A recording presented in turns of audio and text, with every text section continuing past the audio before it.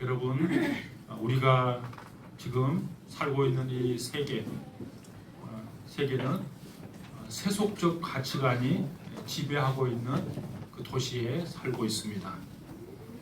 기술은 발전하고 정보는 넘쳐납니다. 그러나 그 속에는 보이지 않는 우상들로 가득합니다. 성공을 신처럼 섬기고 쾌락을 삶의 목적으로 여기고 또 사람들은 자기 자신을 신으로 여기며 살기도 합니다. 그런 점에서 사도 바울이 복음을 전했던 아테나는 오늘 살고 있는 이 도시와 많이 닮아 있습니다. 오늘 본문에 보면 그 아덴이라고 나왔는데 그 아덴은 지금 그리스 아테네를 말합니다. 아테네는 철학과 예술 그리고 지성의 도시였습니다. 그러나 동시에 수많은 신상들로 가득 찬 우상의 도시였습니다. 사도 바울은 그 우상이 가득한 도시를 바라보고 마음에 격분했다. 지금 성경은 그렇게 기록하고 있습니다. 그렇지만 사도 바울은 복음을 들고 그 우상이 가득한 도시 한복판으로 나아갔습니다. 바울이 그들에게 과연 어떤 복음을 전했을까? 여러분 혹시 궁금하지 않습니까? 바울이 전한 복음의 핵심, 그것은 예수님께서 죽으셨고 다시 부활하셨다는 사실을 증거한 것입니다. 그게 복음의 핵심입니다. 여러분 18절 하반절을 보시면요, 어떤 사람은 이르되 이반 신들을 전하는 사람인가 보다 하니, 이거 바울이 복음을 전하니까 이렇게 생각했다는 말이에요. 이는 바울이 예수와 복음을 전하기 때문이더라.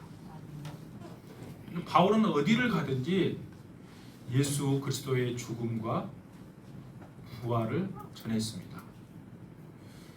여러분, 복음은 변하지 않습니다. 시대에 따라서, 듣는 대상에 따라서 달라지지 않습니다. 예수가 그리스도시고 그분이 우리의 주님이라는 것이 복음입니다. 그것이 본질입니다. 그 본질은 달라지지 않는데 그 본질을 담는 그릇은 시대나 대상에 따라 얼마든지 달라질 수 있습니다. 바울은 복음을 듣는 아테네 사람들의 상황에 맞게 복음을 전했습니다. 그것이 사도 바울의 탁월함입니다. 오늘 본문을 다시 한번 보십시오. 22절, 23절을 같이 읽겠습니다. 22절, 23절 시작. 바울이 아레오파고 가운데 서서 말하되 아덴 사람들아, 너희를 보니 검사의 종교심이 많도다. 내가 두루다니며 너희가 위하는 것들을 보다가 알지 못하는 신에게라고 새긴 단도 보았으니, 그런즉 너희가 알지 못하고 위하는 그것을 내가 너희에게 알게 하리라. 아멘. 바울은 처음부터 복음을 들이밀지 않았습니다. 그들과 접촉점을 정확하게 짚고 그 부분을 통해서 복음을 전했습니다. 사실 바울은 지금 마음이 격분한 상태죠. 16절에 보면 바울이 아덴에서 그들을 기다리다가 그 성에 우상이 가득한 것을 보고 마음에 격분하여 그랬습니다. 우상으로 가득한 도시와 그곳에 심취된 사람들을 보고 바울은 격분했습니다. 마치 예수님께서 성전에서 장사한 사람들을 보고 분노해서, 예수님이 그 장사한 사람을 상을 다 엎어버렸잖아요. 그 분노를 표현한 것과 같은 모습입니다. 하나님의 영광이 가려지고 우상으로 가득한 도시를 보며 격분했습니다. 이처럼 마음의 분노가 가득 차 있으면 사람들은 평정심을 잃기가 쉽습니다. 그런데 사도 바울은 복음을 전할 때 냉정하고 이성적이었습니다. 여러분, 우리 그리스도인들은 이 두 가지 모습이 우리에게 다 있어야 합니다. 가슴은 뜨겁고 머리는 차가운 것. 하나님을 향한 사랑으로 인해 가슴은 뜨겁지만 그 사랑을 말과 행동으로 표현할 때는 차가운 것입니다.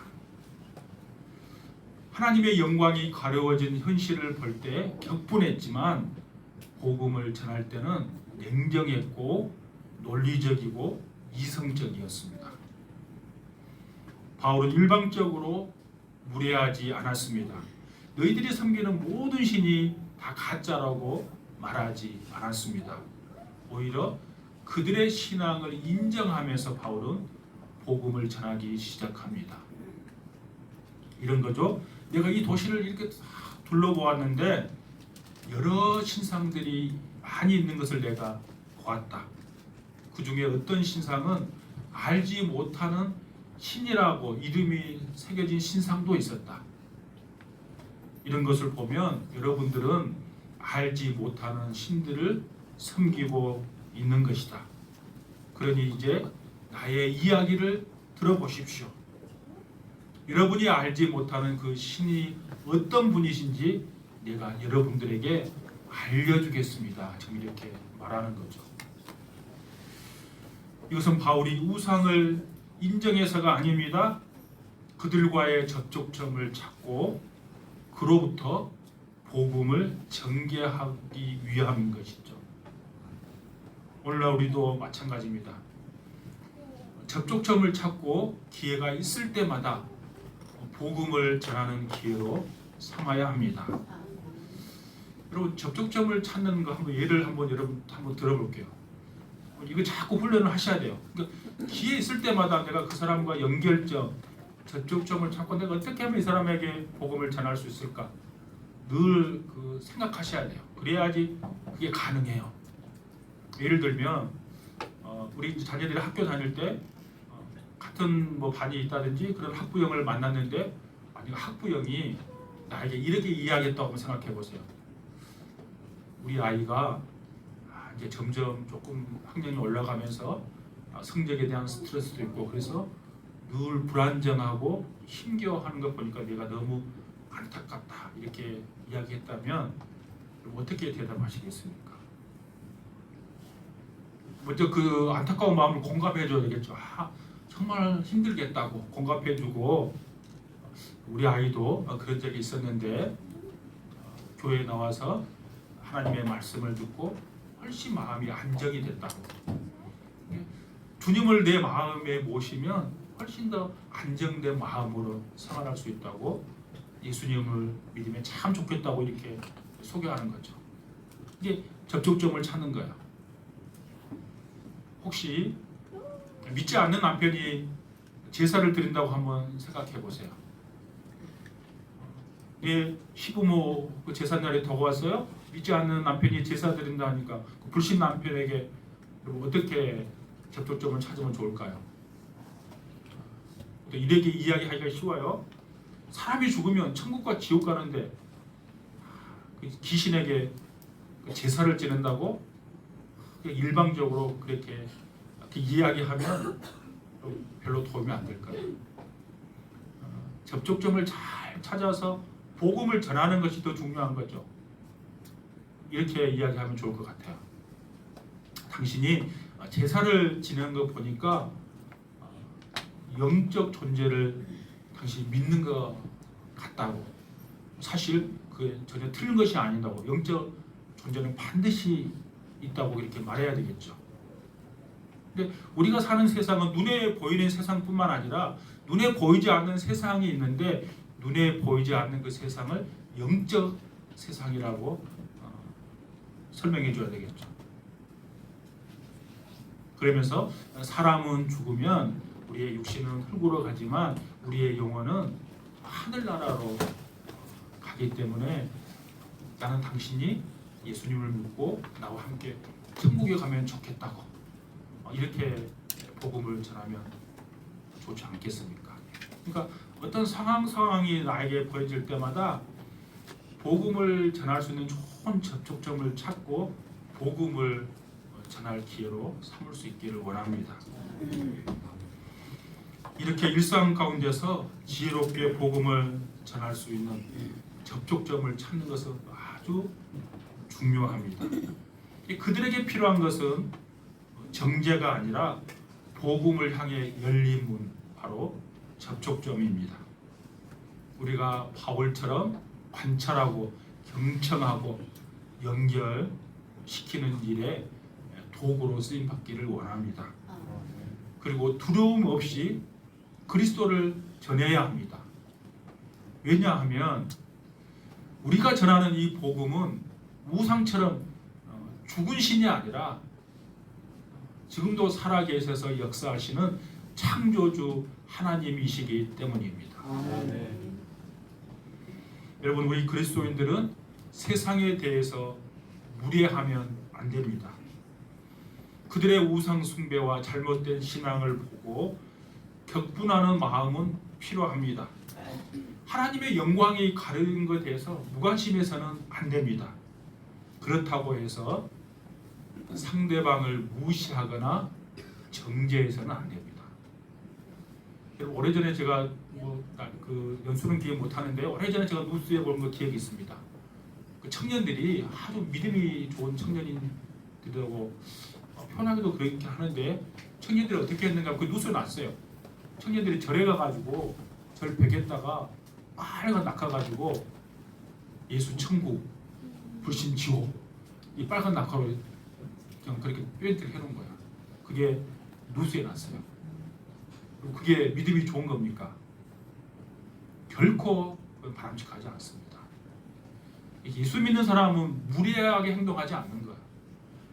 여러분, 그렇게 하면 예수를 잘 믿게 되는 겁니까? 오히려 기독교에 대한 반감만 생기는 거죠. 그렇게 복음을 전하는 거 아니에요. 바울이 상대하는 사람들은 유실론자들이었습니다. 여러분, 세상에는 두 종류의 사람이 있습니다. 하나님, 신이 있다고 믿는 유실론자, 신이 없다고 믿는 무실론자가 있습니다. 근데 지금 아테네 사람들은 유실론자들이죠.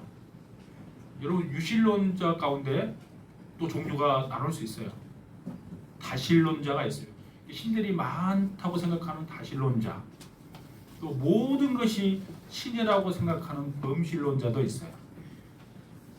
근데 신은 딱 한 분이라는 유일신론자도 있어요. 우리는 그 유일신론자들이죠.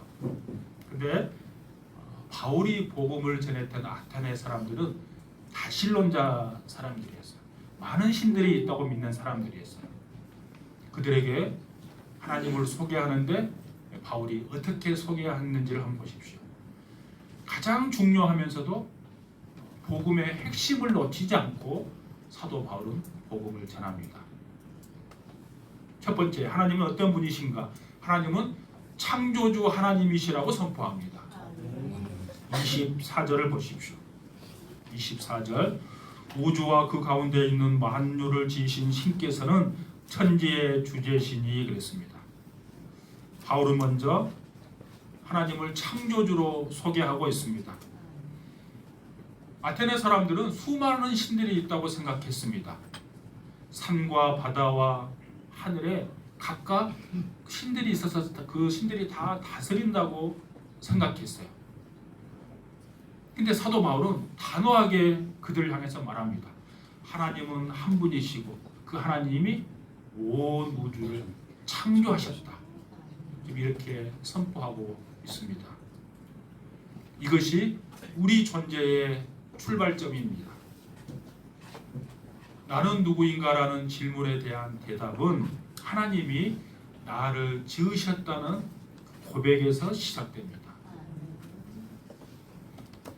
여러분, 저와 여러분은 우연히 생겨난 존재가 아닙니다.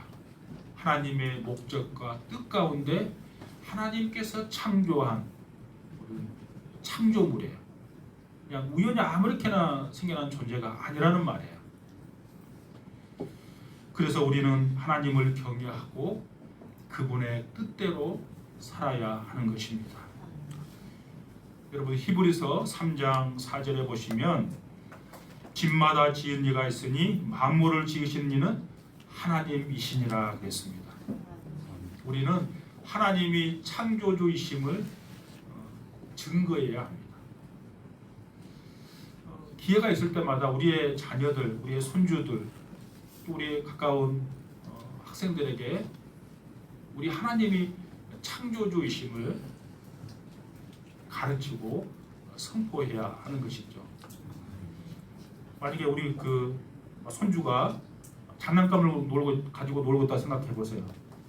그럼 이렇게 말하는 거죠. 얘야, 이 장난감을 만든 사람이 있단다. 이 장난감은 사람이 만든 거야.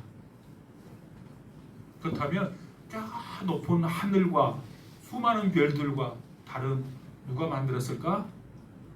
하나님이 만든 거야. 가르치는 거야. 땅에 이게 아름다운 꽃들이 피어 있는데 그 수많은 아름다운 꽃들을 누가 만들었을까? 하나님이 만든 거야. 이렇게 가르치는 거죠. 하나님이 만드신 이 꽃들이 이렇게 아름답다면 이 꽃들을 만든 하나님은 얼마나 아름다우실까? 하늘이 저렇게 높고 수많은 별들이 있는 우주가 광활하다면 하나님은 얼마나 무한광대하실까? 그 창조주 하나님을 우리가 가르쳐야 합니다. 그 하나님을 신전의 우상으로 존재한다고 믿는 것은 어리석은 것입니다. 그러니까 다양한 신이 있다고 믿는 그 아테네 사람들에게 하나님은 한 분이시고 그 하나님이 온 우주 만물을 창조하셨다고 사도 바울이 선포했을 때 그 아테네 사람들은 아마 망치로 머리를 쾅 맞은 것 같은 충격에 빠졌을 것입니다. 두 번째로 하나님은 섭리하시는 분이십니다.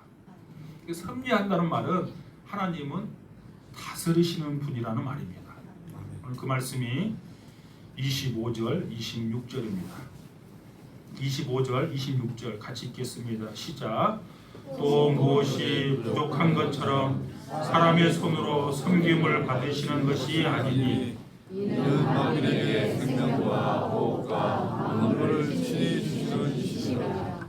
이내 모든 속속을 한 혈통으로 만드사 온 땅에 살게 하시고 그들의 연대를 정하시며 거주의 경계를 판정하셨으니. 아멘. 바울은 하나님에게 그 어떠한 결핍도 없다고 지금 말하고 있습니다. 여러분, 하나님은 모든 것에서 충만하신 분이세요. 그래서 오늘 본문의 말씀처럼 우리 인간의 섬김이 필요하지 않아요. 우리가 자칫 착각하면 하나님에게 우리의 인간의 섬김이 필요할 것이라고 착각하고 오해할 수 있어요. 그런데 여러분, 하나님은 모든 것에 충만하시기 때문에, 모든 것이 충만하다는 말은 전혀 결핍이 없고 완벽하시기 때문에 그 어떠한 피조물의 섬김도 필요하지 않아요.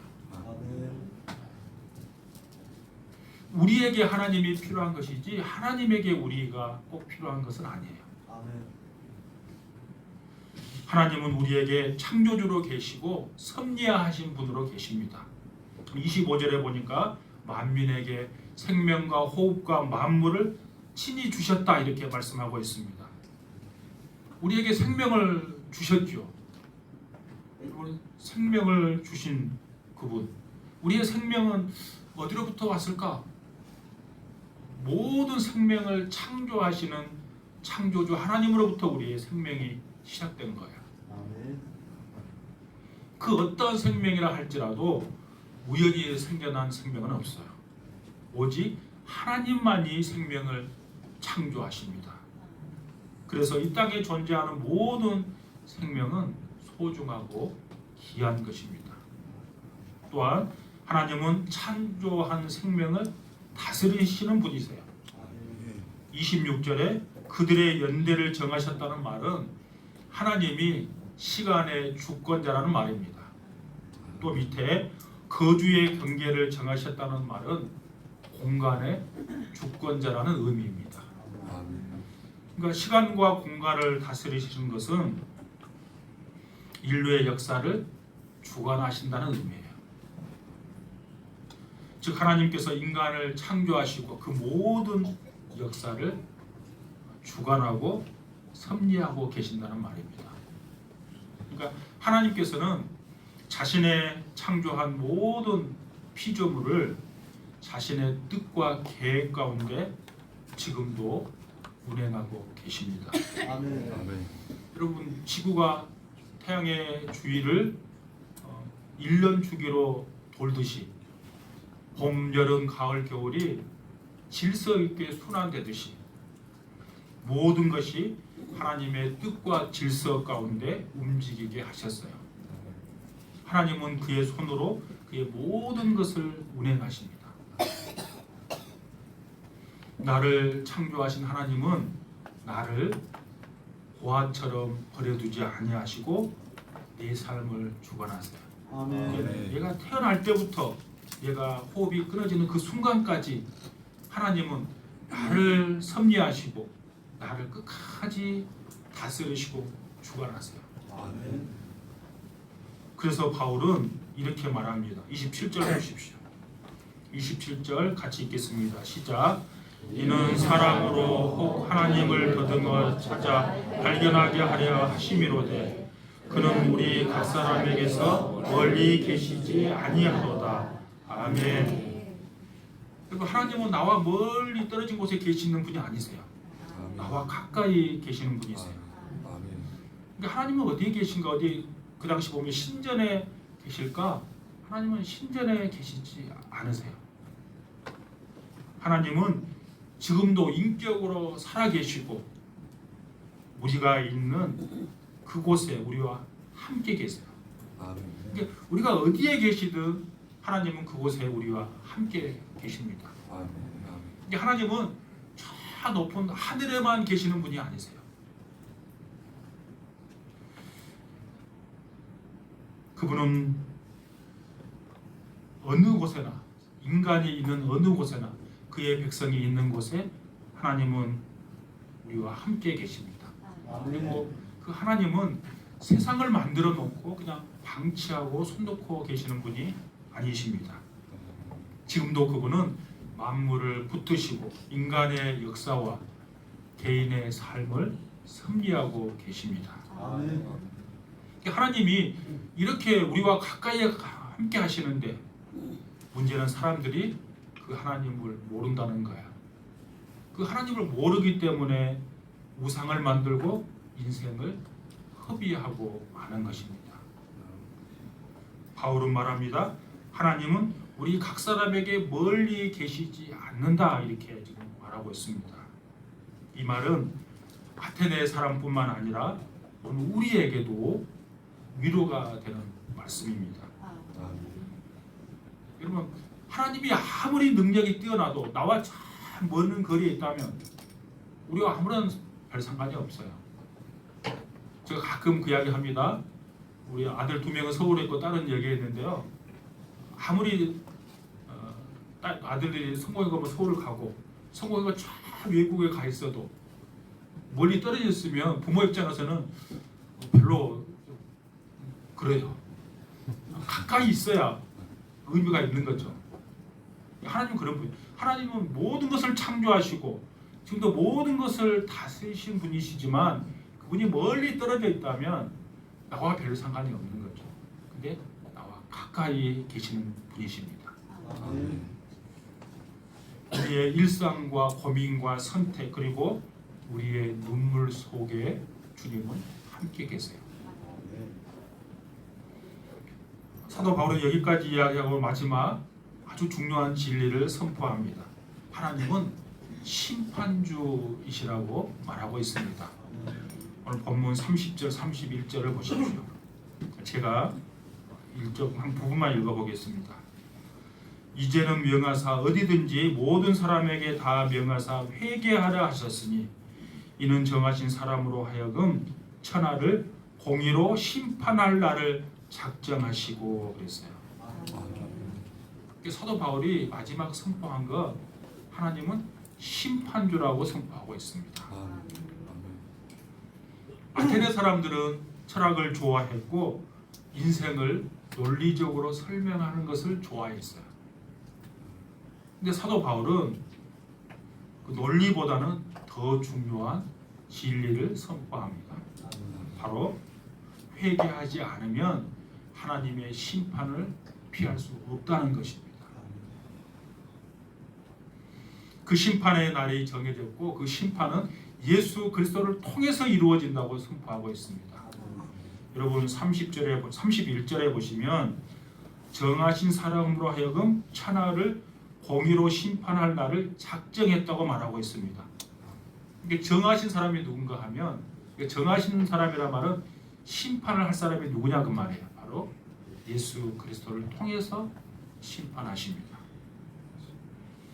이것은 우리에게 두 가지 반응을 요구합니다.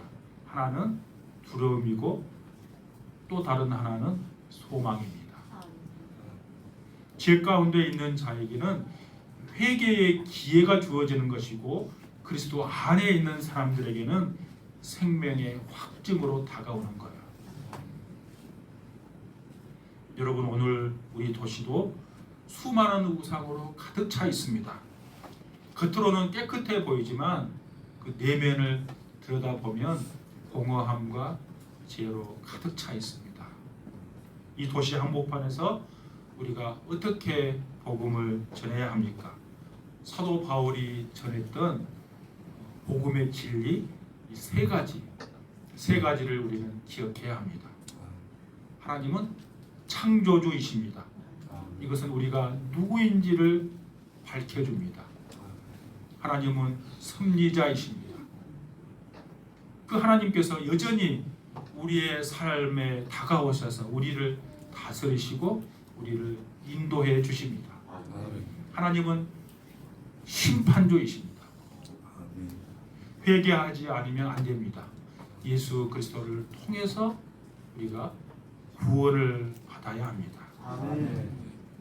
이 복음은 시대를 초월합니다. 아테네 한복판에서도 서울 도심에서도 작은 시골 마을에서도 이 복음만이 생명을 살립니다. 예수 그리스도를 믿지 않고는 우리에게 결코 소망이 없습니다.